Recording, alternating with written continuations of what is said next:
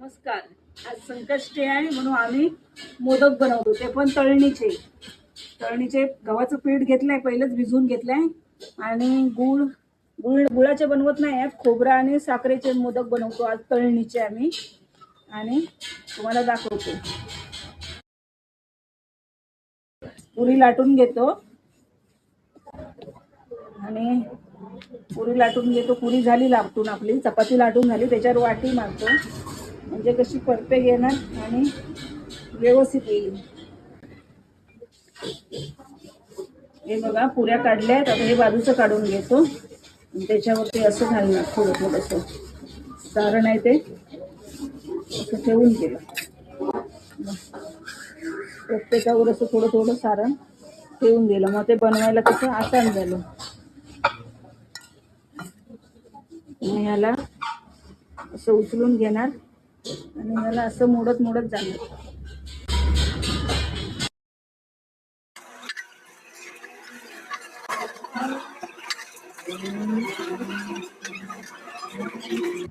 आमचे मोदक तयार झाले आहेत बनवून. आता तेल पण गरम झालंय, तेलच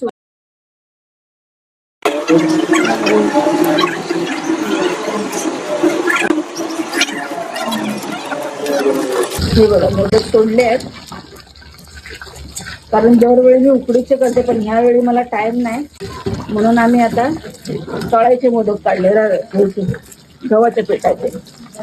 थोडे लाल होईपर्यंत होऊ दे व्यवस्थित. आमचे मोदक तयार झाले आहेत, एकदम लाल आणि कुरकुरीत मस्त झालेत. आपण टोपात टाकू, छान झाले आहेत, एकदम क्रिस्पी झाले आहेत. आता पुऱ्या बनवतो. संकष्टी आहे ना, मग बाप्पाला नैवेद्याने आमरस मी पहिलाच बनवून घेतलाय. मोदक झालेच, पहिल्याच आंब्यांचा पहिलाच आमरस म्हणून काढते मी. आज उपवास होता म्हणून बिझी होती. 11 वाजलेत अजून उपवास सोडायला. कारण काय काय बनवले ते दही आहे, फ्लॉवर, शिमला मिरची बटाटा भाजी आहे, चण्याची आहे, आमरस केला, पुऱ्या केल्या आणि मोदक केले संकष्टी म्हणून. आता पाणी सोडतो.